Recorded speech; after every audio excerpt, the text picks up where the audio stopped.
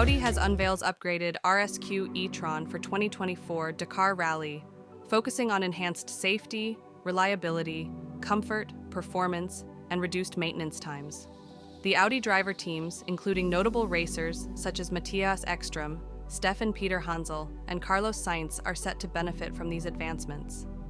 Safety has been a primary concern, especially following accidents in the 2023 rally.